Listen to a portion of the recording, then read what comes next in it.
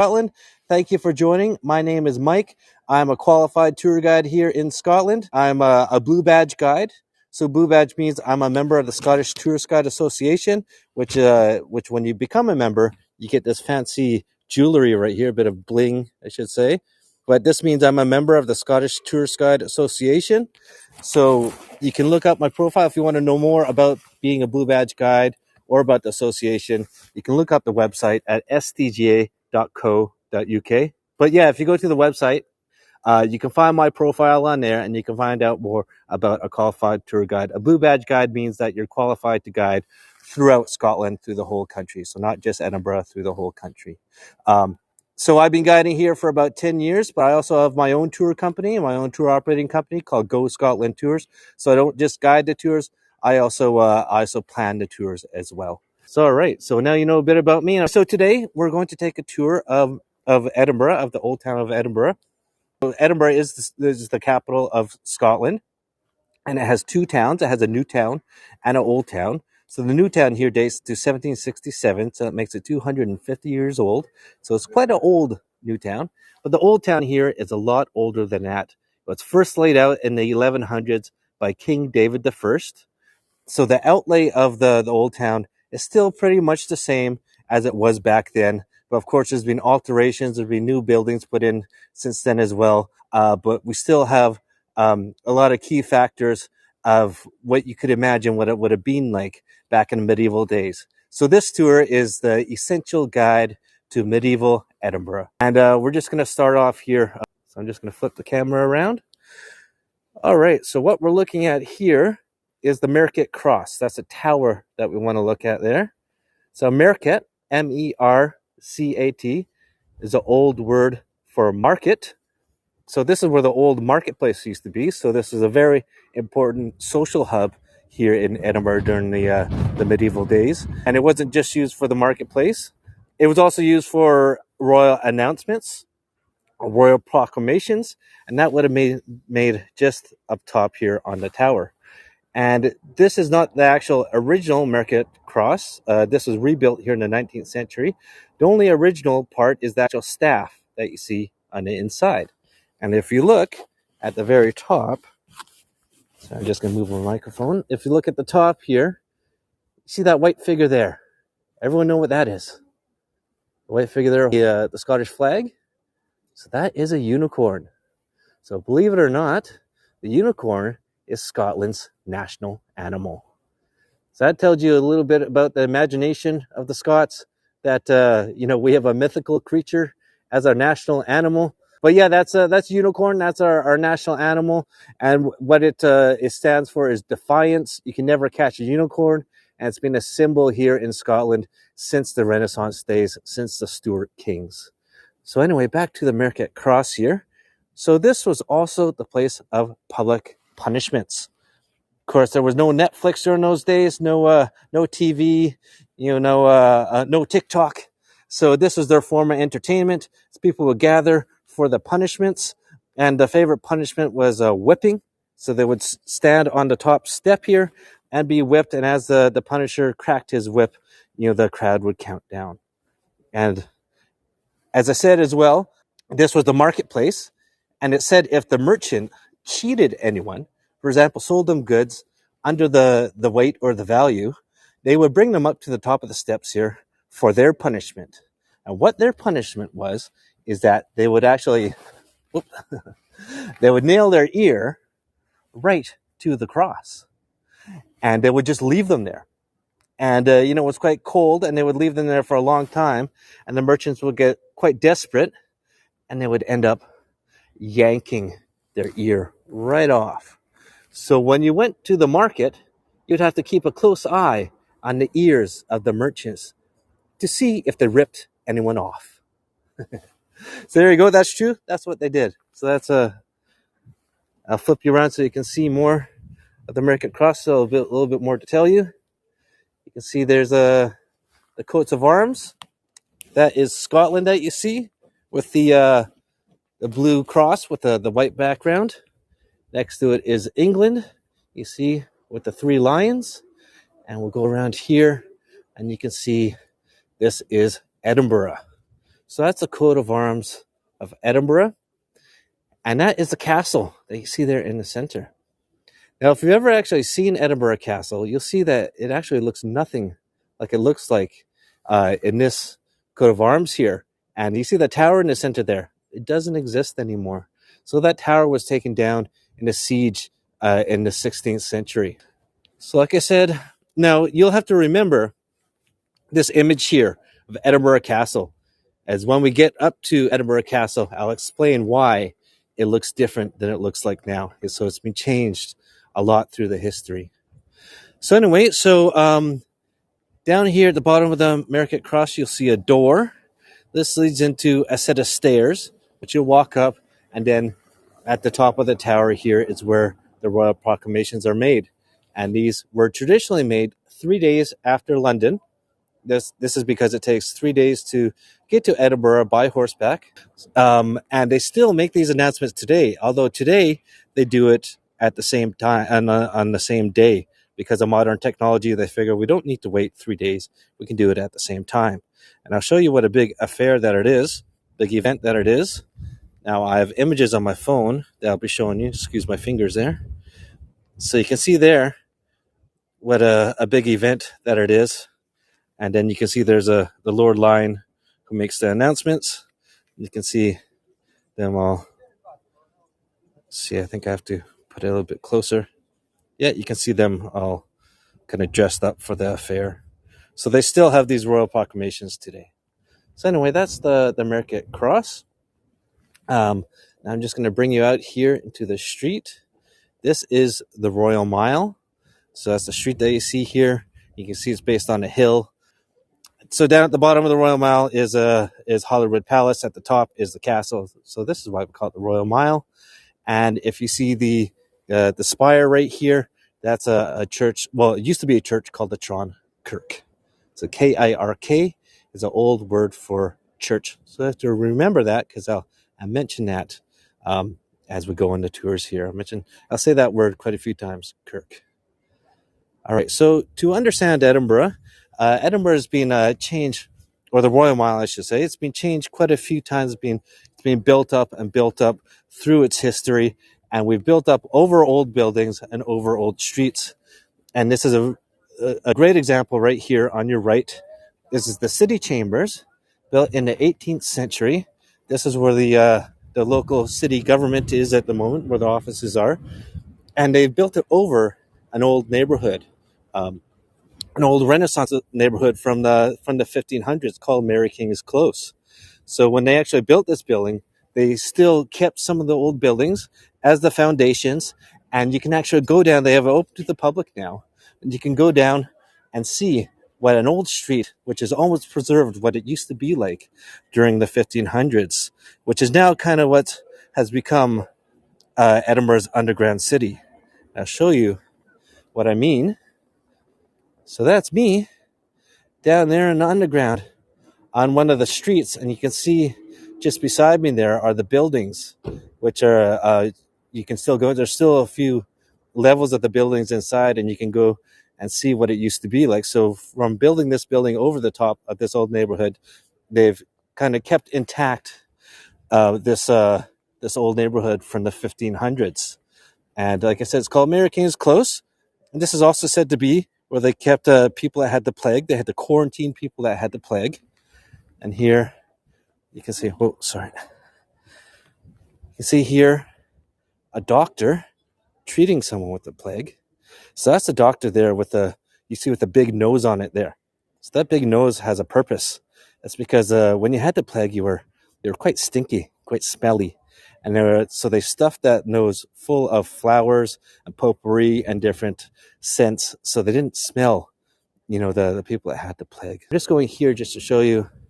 This is the entrance to Mary King's Close. It's just underneath this building right here. You can see over here. This is where, because there's a one-way system now, this is where you exit. And you can see again what the streets would look like.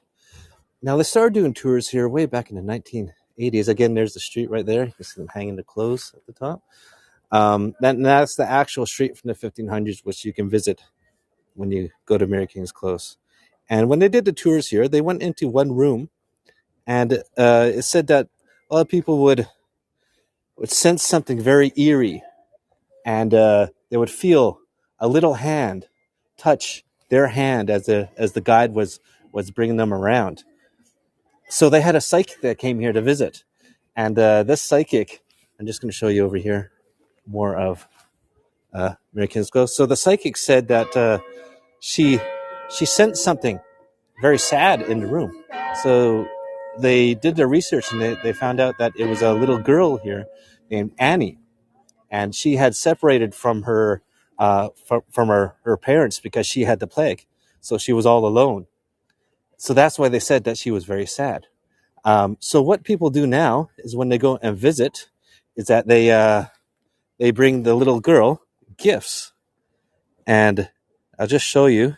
The reason why I'm flipping you around is, again, I have lots of different photos to show you what it looked like. So right here, the sun's kind of glaring in. Kind of see there it is. That's a good picture. You can see there, see all the toys that people now bring for Annie, for our little ghost girl. And they bring so many toys in that they have to remove the toys. And when they remove the toys, they give them to the children's hospital. So isn't that quite neat? So yeah, the tour of Edinburgh is not complete with a little ghost story. I'll just flip you around here again. We have a delivery car in front, but that's the city chambers over here, and then that's the entrance to Mary King's Close right inside there. All right, so I'm just gonna continue the tour up here past St. Giles Cathedral, which is the building you just see in front of us right now. So yeah, St. Giles Cathedral has been the center of religion here in Edinburgh for about 900 years. It was first built in the 1100s by King David I. Of course, in the 13th and the 14th century, we were at war with the English, and during that time of the war, the original was burnt down. And then, so it was after the 14th century where the foundations of this church that you see right now was built, but it's been changed and altered all through the time, throughout the ages. And if you see the walls, hi Ravena, thanks for joining. If you see the walls here, the walls, they actually look newer than the rest of the building. It's because in the medieval days, they had booths attached to it called Lucken booths, which means locked booths. So these were for the merchants. So they would have their shops inside these booths during the day, and then at night when they were closed, they would lock up their booths. So they tore that down in the 18th century, and as well during that time, in front of the cathedral here was the toll booth. So a toll booth is like a medieval town hall. It's where you paid your taxes. It was also used as a prison. And I'll show you an illustration here of what now it's where I'm pointing right now is where it used to be.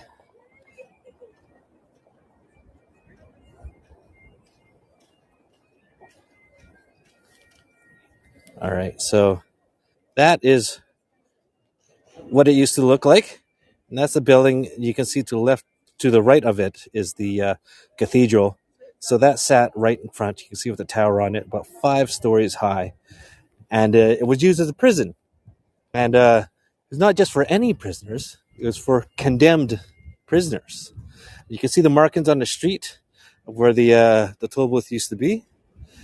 And what they did is that when they walked past the door of the toll booth, they used to spit on the door. And this was kind of a sign of disgust to, tell because a lot of people were wrongly tried at that time. So they tore this building down in the 18th century. Again, you can see markings on the ground. And it was Walter Scott, a famous novelist from Scotland, who wrote a book called The Heart of Midlothian. So this story was all about people that were in prison here in the toll booth. And you can see the heart on the ground there. And because of that, they put a heart on the ground. And it's tradition here now in Edinburgh, when you walk past the heart, you spit in the heart. So it's not really a sign of disgust anymore. It's more of a just tradition. But yeah, so here's a good opportunity for a postcard. So it's very important to know about the heart of Midlothian here in Edinburgh. And I'll just if I go like this, if I go like that, you can see the Royal Mile behind it. That's another postcard picture right there for you. All right. So I'm just going to turn you around here to see the cathedral again and show you one of my favorite bits, and that is the entranceway here. And you can see it's quite ornate. So this entranceway here was put here in the Victorian times during the 1800s, and you can see the statues on it. So this is one of the reasons why I come to the statues here, to this entranceway, to show you the statues. And if you see on the top level here are kings and queens of Scotland. And you see the one with the staff on it right there. That's King David the First. So he was a person who first built the church back in the 1100s. And if you look on your right, the one just kind of chilling out on the archway, that is Queen Margaret, who eventually became Saint Margaret, a very important person in our history. And over on this side is more kings and queens. If you look on this side here, you'll see this very handsome looking gentleman right here, who is King Robert the Bruce, our great warrior king. And he's the one who won our famous battle in 1314. They say our greatest victory that we ever had during those days. And at the bottom down here are religious figures. And if we go over to this side here, you'll see the one with the book open, pointing at the book, and that is John Knox. So John Knox was the leader of the Reformation, and he's the person in the 1560s who changed religion here in Scotland from Catholic to Protestant. So this actually is not a cathedral anymore. We only call it a cathedral for historic reasons. The actual real name of this church is the High Kirk of Scotland. Hello, Glennis. Hello, Dolly. Leslie, thanks for joining. We're just at St. Giles Cathedral right now, and the last statue I want to show you, a carving on the entranceway I want to show you here is St. Giles himself. That's him in the center there, who is said to be a hermit in France. And it said that he had a pet deer. You can see the deer right underneath him there.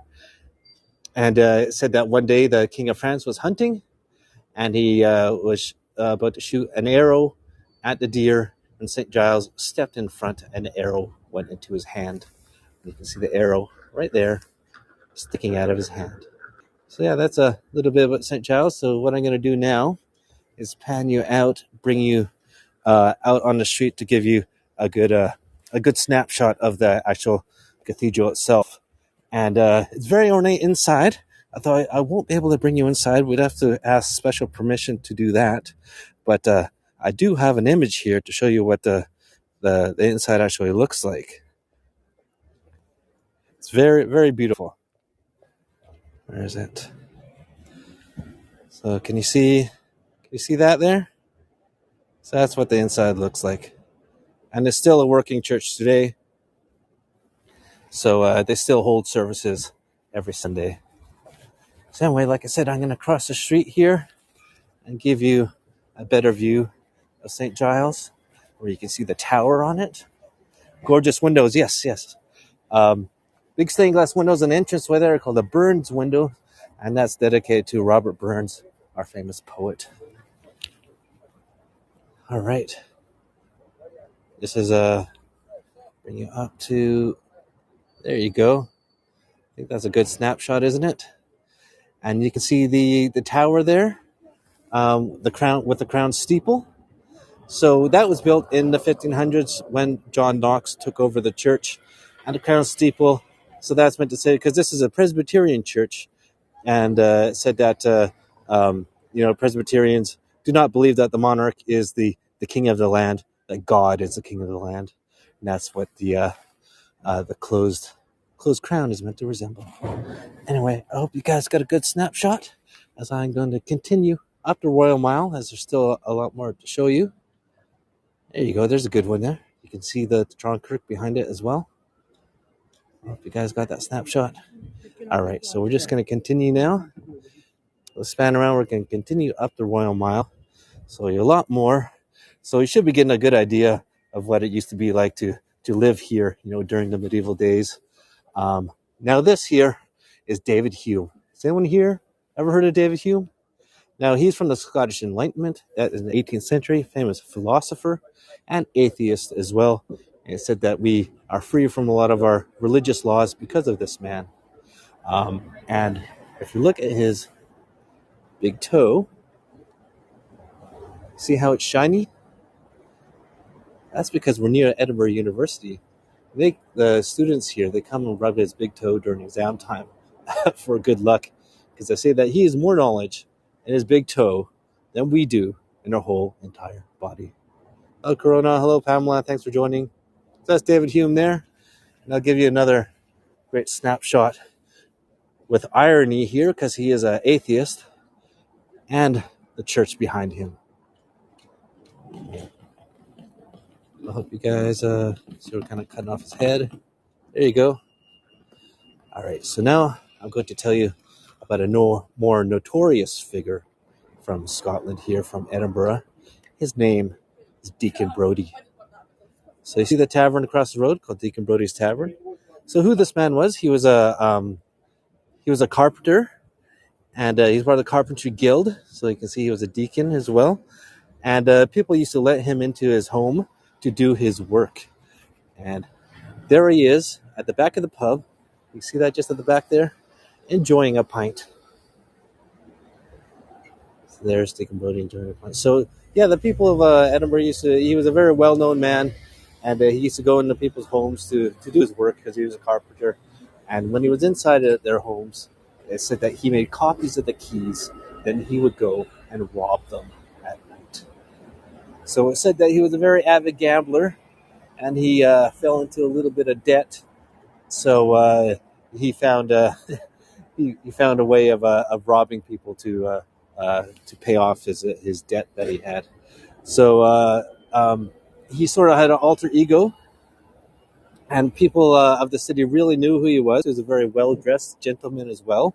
And I'll show you, there are lots of images of him as you go around. And where there's this here, but I want to show you the sign, which is even better. If you want to get a snapshot of the story of him, you can. I'm just on the road, so I have to get off the road here. And you see the sign here. See on your right there, very finely dressed gentleman wearing a red coat, holding a key. And then on the left side there, you'll see a burglar holding a satchel. So that's another great snapshot to have right there.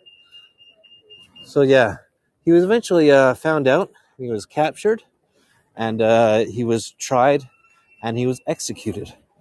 And another little bit of irony here in Scotland. He, like I said, he was a carpenter, and he actually built the gallows in which he was executed on. There you go. And what I'm bringing you across to now is Deacon House Cafe, and this is where his workshop used to be, which is now a cafe. So you can go get a cup of tea and a sandwich in the notorious workshop of Deacon Brodie. There you go. It's closed at the moment, though. Now I know there's a lot of foodies on the Heygo network. If you want to see the menu, I'm going to show you more menus as we go along. There. All right, so continue on the Royal Mile. This part of the Royal Mile is called the Lawn Market. And there's the building I'm about to show you is just across the road here, called Gladstone's Land. So yeah, one thing to know about the Royal Mile here, a lot of these buildings have been rebuilt, especially in the 19th century. So they're actually rebuilt to be in the style of the Old Town, to blend in to what it would have looked like during those days. But there are still some buildings that remain during that time, and that is this one that you see, which is now in the center of the camera, and you can see the arches right there. That's where the merchants would have stayed. And they did have a system of where people lived as well. And you can see what we call the four stairs, which led up to the living quarters. And it said that more wealthy people, they would live more on the top levels here, away from the stinky and smelly streets of Edinburgh. It is now owned by the National Trust. Sorry, there's a bus just passing us right now. I don't know if you've ever seen these buses. It's a bistro on the move. So they're actually eating lunch as they're going around the city. This is owned by the National Trust of Scotland, and it's now a museum. So you can visit it and you can see what life used to be like about 400 years ago. All right, so now I'm about to take you into one of these little alleyways. Here they have these little alleyways here, which separate the buildings, are called a close or closes. And the reason why it's called a close is that it was originally gated off here, and will go into the private place of residence. Of course, they're now just open. And yeah, they would come to the private place of residence here and into the courtyards. This one right here, this is Lady Stair house that you see. So it's this is a real good example of what a 17th century townhouse would look like, owned by a lady named Lady Stair. And inside now is a writer's museum. And it has 3 levels here dedicated to 3 very important authors from Scottish history. Of course, we have the bottom level is Robert Louis Stevenson. Of course, you may have heard of him before. He wrote Treasure Island. And he also wrote Dr. Jekyll and Mr. Hyde. So I just told you about Deacon Brodie. So Deacon Brodie was said to be the inspiration for Dr. Jekyll and Mr. Hyde. Now we have Walter Scott as well. So you see the sign right here. That is Walter Scott on his writing desk. One of the first best-selling authors in the world. They say the originator of romance novels. And of course, as well, we have Robert Burns, our famous poet. And he's who we celebrate our national day for every year, which is January 25th. And we eat our national dish, which is haggis, which I'll probably get into more, divulge into more once we get to closer to the end of the tour. So anyway, to understand more about the kind of outlay of the old town of Edinburgh, it's like a fish skeleton. So the Royal Mile, the High Street, is like the backbone of a fish. And these little closest that we go through, these little alleyways are like the rib cages. So I'll show you what I mean. I'll show you a map.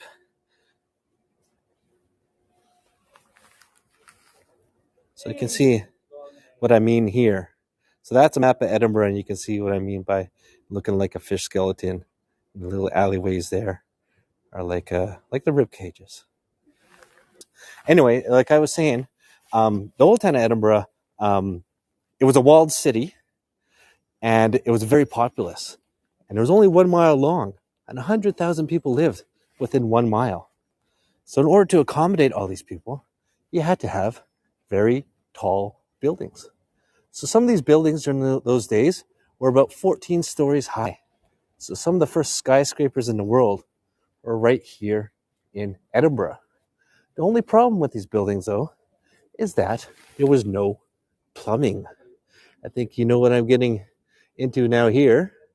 So here in Scotland, we don't have bedpans. We have buckets. And the buckets, when they were full, the people didn't want to walk down all the way down to the bottom of the stairs.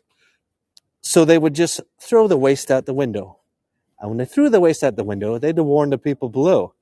And what they said was, "Gardez-vous," which is actually a corruption of the French word, "look out for the water." So can you imagine if you live in Edinburgh and you don't know of the warning, or if you're a visitor, or maybe you had a little bit too much to drink that day, and it would just be disaster. So they had a solution for this. So what the people here in Edinburgh did is they gathered by the window at the same time every day. It was 10 p.m. curfew, and got their waste and threw it out the window at the same time. Yeah, so can you imagine that? So that's why I'm saying the stinky streets of Edinburgh. But there's a nickname for Edinburgh, and it's called Old Reekie. So Reekie kind of meaning stinky. So it's kind of a double meaning. Reekie also means smoky. So if you see, there's a lot of chimneys here. So these used to be coal fire, Old Reekie. There you go. Yep, that's how you spell it. And these chimneys used to be coal fire. So there was a big cloud of black smoke that was hovering over the old town here in Edinburgh. And this is one reason why you see the building, how it's all black. So when it would rain, all the soot would kind of go all over the building, which is why you see kind of it's all black right now. And they haven't cleaned it. There's in some places here in Scotland they have cleaned the buildings off from the soot, but they've kind of left it rustic looking here. And it is a very expensive job to clean all the soot off the building. So anyway, there you go. That's Old Reekie. It's what you need to know. The very important key factor, which you need to know, term that you need to know about Edinburgh. Adds sense of history. Yeah, definitely. Yeah, keeps that rustic kind of look, which I like. So we're about to go back out into the Royal Mile, back to this little close. These little closes, by the way, are great postcards as well. If I get a little bit deeper into it, you can get maybe past here. You can get maybe a postcard there. Anyway, we're back out here on the Royal Mile. So this is the top of the Royal Mile, this building that we're looking at here. Hello, Valerie. Thanks for joining. We're in Edinburgh right now. And this building that we see across the road here, this is the tallest spire in Edinburgh. It's actually taller than the actual castle itself. And if you see the skyline of Edinburgh, this is always poking above it. It was originally built in the 1850s, Gothic style, and it was originally called a Highland Kirk. So in the 19th century, the Highlanders, they came down to Edinburgh and Glasgow to find work, and they built this church to be services in their language. So, of course, we have two languages here in Scotland, English and Gaelic. All right, so it's no longer the Highland Kirk. They've moved the Highland Kirk to a different church now. It is now called the Hub, and it is a ticket office for the big festival that we have here in August. I'm sure a few of you may have heard of the Fringe Festival before. So it's a big arts and theater festival that they have in Edinburgh, where the city doubles in size. We have that many visitors, and it's a lot of shows happen, a lot of musicals as well. It's all amateurs that come for it, and it's a big event. They have lots of fringes throughout the world, but this is the original they've been doing since the 1960s. And it is now, you can see it's closed though, although they did have the fringe this year, a mini conversion. And they hold you can hire this for events for weddings as well, and they have a little cafe inside. Anyway, here we have a little special treat for you. The pipes. You don't have to go far in Edinburgh before you find someone playing the bagpipes. Yet you can hear it. Good. So I'm just going to pause the commentary for a little bit so you guys can hear it. And you can take some snapshots. Don't worry, I am going to give the guy some change here as well, because that's why he's here, not just for practice. So I'm not going to be here for too long, though. Okay, spot, yeah, they're only in certain spots. There's kind of spots dedicated to them where they always stand. Yeah, there you go. I'm going to give them a little change.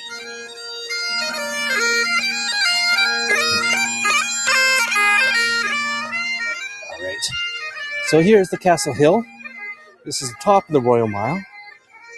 And the steps back in time in Edinburgh, yeah. So this is the top of the Royal Mile. We're going to the castle. But the building here on your left, you see with the gold trim on it, is the witchery. So this used to be where they used to keep witches prisoner, and they used to convince them to confess to being a witch, and then they would take them out for the witch trials out to the Norloch and dump them into the water. And they said if they sunk, they were innocent, and if they floated, they were guilty. So yeah, there you go. There's the witchery. It is now a restaurant and a boutique hotel. And a boutique hotel. This is where you can get a good snapshot of the sign as well.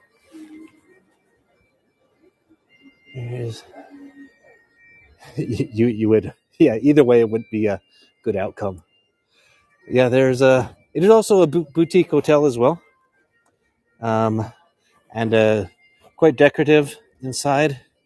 Again, if you want to see the menu. the main menu.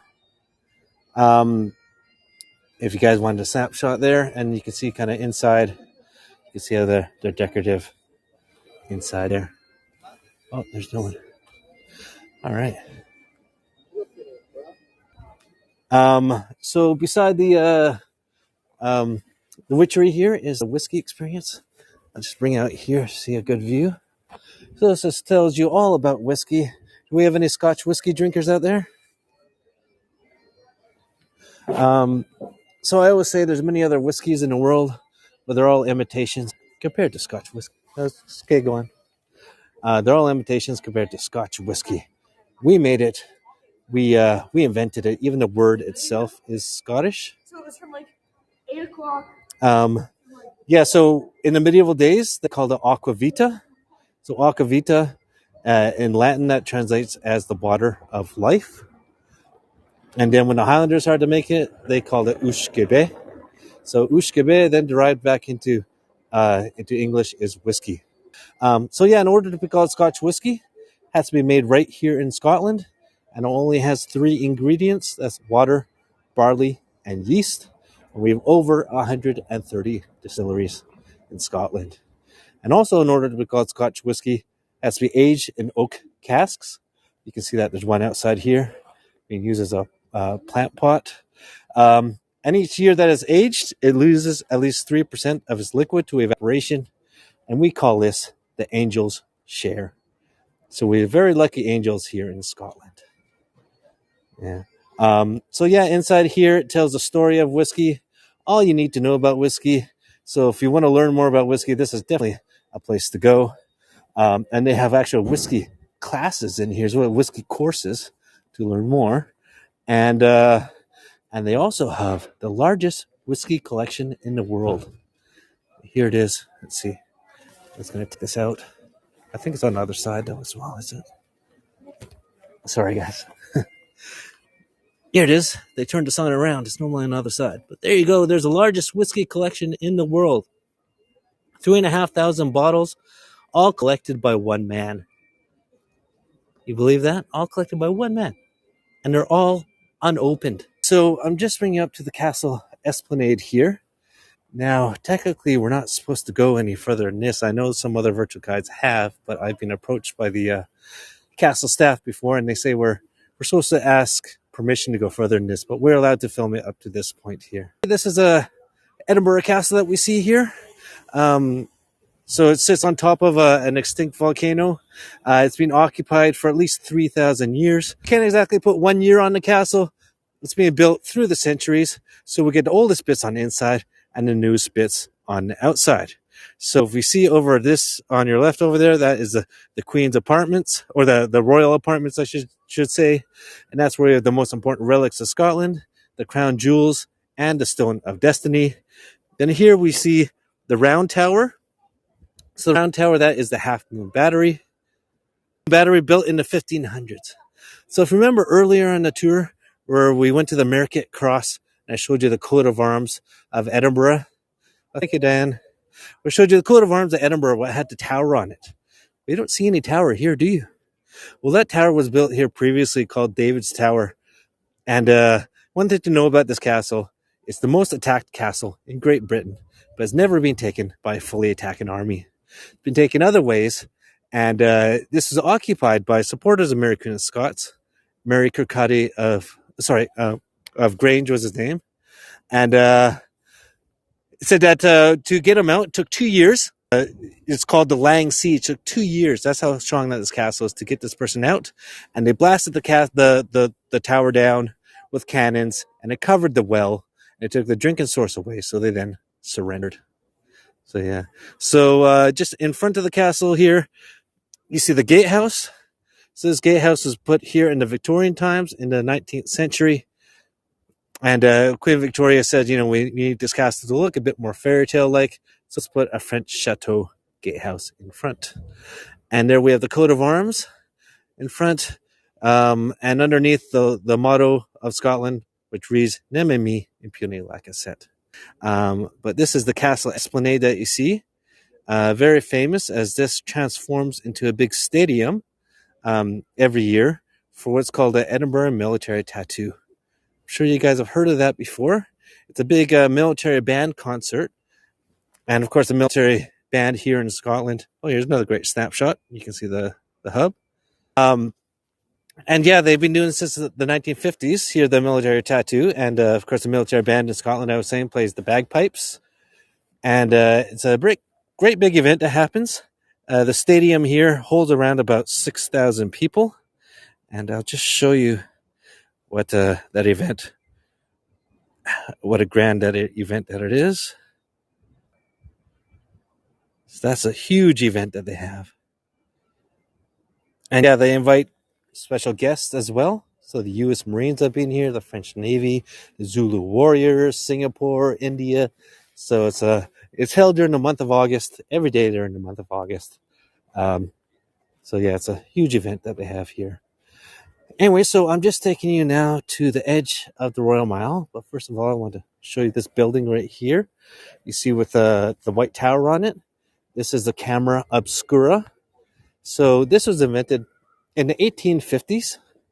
And what it is, it's a series of lenses and tubes and mirrors, and it projects a live image of the street onto the table. So 1850s. And you can see these people looks kind of like a hologram of people walking around on the table. And yeah, this, as I said, just during a time where a lot of people hadn't even seen photographs. So people used to run out of the room screaming, thinking that it was witchcraft. So they still have shows that they hold today. So I like to give them a little wave because they're probably looking down on us. And as you go up the tower here, it has a world of illusion as well. So different things to play with your mind. Oh, thank you, Sean. Yeah, if you guys want to follow me, that'd be great. I have lots of different tours that I'm planning. But we're still not done with this one yet. And yeah, they have inside here a giant kaleidoscope. And you can see right here, you can walk through the tunnel, which is a giant kaleidoscope. Now, one reason why I like to bring people here is for the mirror. Now, if you guys like the Matrix, check this out.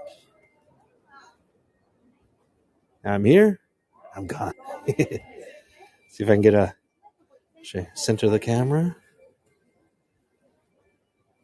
Isn't that funny? There you go. So you can see what I look like now. Of course, you guys might be familiar with a gimbal, what us virtual tour guides use on a tours to stabilize the camera. It's great for kids. Come around lots of different things to play with your mind. Anyway, I'm going to bring you down for the last part of the tour, which is great views of the new town. As I said, the geological term for the actual castle in the Royal Mile is the hill that sits on. It's a crag and tail. So on one end is a cliff called a crag, and the other side is a slope, which is the actual solidified lava flow, and that's what the Royal Mile sits on. So the Royal Mile is actually that solidified lava flow, and each side were cut by ice sheets. So the Royal Mile actually sits on either side. There's cliffs on it. So that's what we're going to with great views of the new town. But before I do, I said I was going to tell you a bit more about haggis. But I know everyone likes to learn about different cuisines as they travel the world, and either physically or virtually. Of course, haggis is our national dish. And what it is that anyone knows what a haggis is. It's an animal that roams the hills of Scotland. It's a very plump animal. And it said that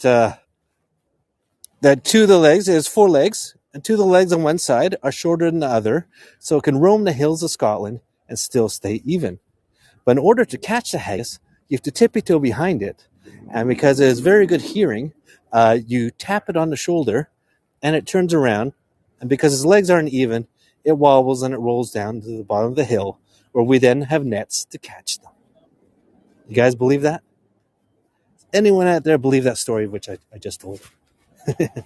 And I'm about to show you of a real haggis, a wild haggis that we caught the other day.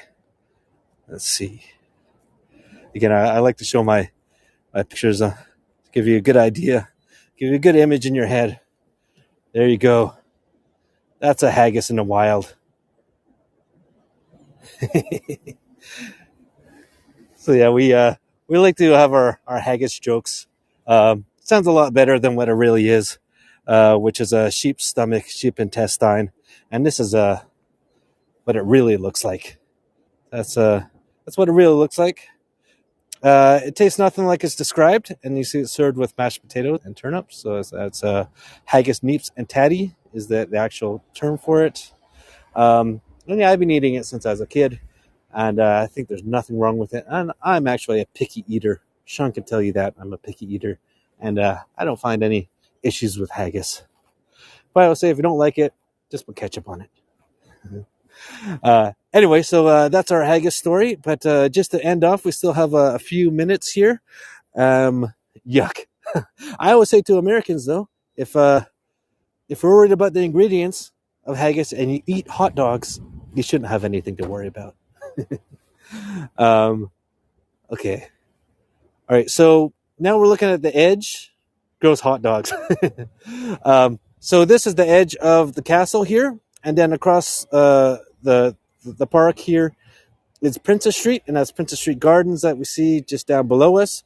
This used to be where the moat of the castle was, which was called the Nor Loch, which they drained in the 18th century when they were building the new town. So it's now Princess Street Gardens. And across, like I said, Princess Street, famous Princess Street. As from Princess Street, you get great views of the castle. And that is the new town, all the buildings that you see behind it.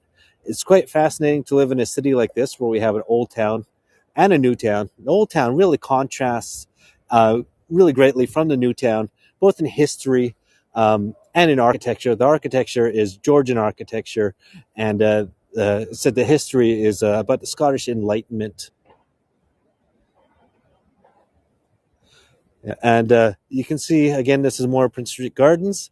And you see the structure just across here, the pointy structure. That is the Walter Scott Monument. So it's talking about Walter Scott, our famous novelist, a great ambassador for the country as well, one of the first best-selling authors in the world. He's who we say who's the father of tourism here in Scotland, as people read his books and they went to come visit Scotland. And it's a monument, 240 steps to get to the top of it. As you go to the top, there's statues of different characters from his writings. But here in Edinburgh, we have a nickname for this building, and that is the Gothic Rocket. And then lastly to tell you is about the building that you see with the clock on it there, the Balmoral Hotel. Funny that was built in the 19th century as part of the train station, which sits underneath it. Funny thing about that clock is that it's 5 minutes fast. 5 minutes fast on purpose so you don't miss your train.